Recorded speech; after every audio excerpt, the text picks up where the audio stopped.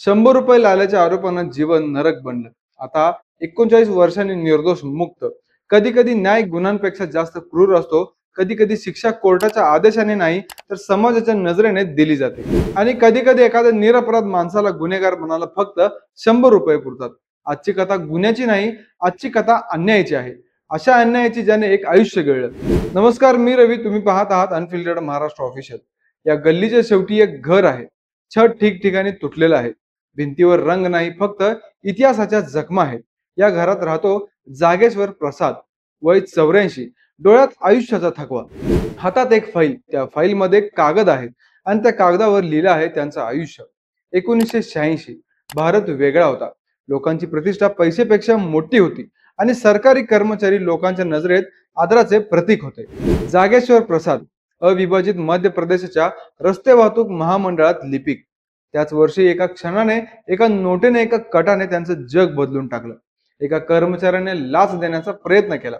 जागेश्वरांनी नकार दिला. त्या नकारांमध्ये त्यांचा स्वाभिमान होता. पण त्या कर्मचाऱ्याच्या नजरेत अपमान आणि त्यातून जन्माला आली सोडाची बीज. 3 दिवसांनी त्याच कर्मचाऱ्याने ₹100 नोट त्यांच्या खिशात जबरदस्ती ठेवली आणि लगेच साध्या वेशातले अधिकारी समोर आले. एक घोषणा, एक आदेश, एक निर्णय.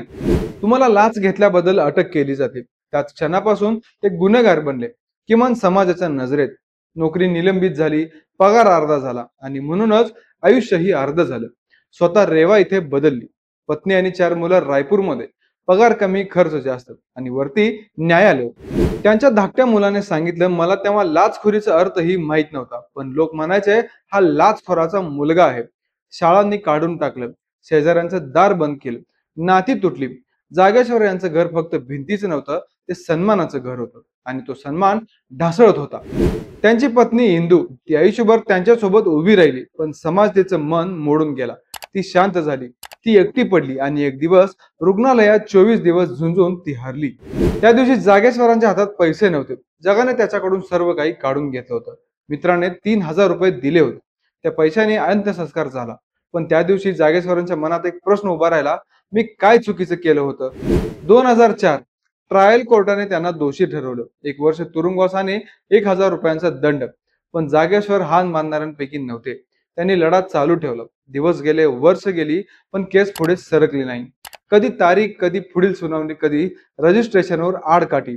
त्यांच्या दस्तऐवजांवर फक्त एकच शिक्का पुन्हा बसत होता, तारीख पुढे ढकलली.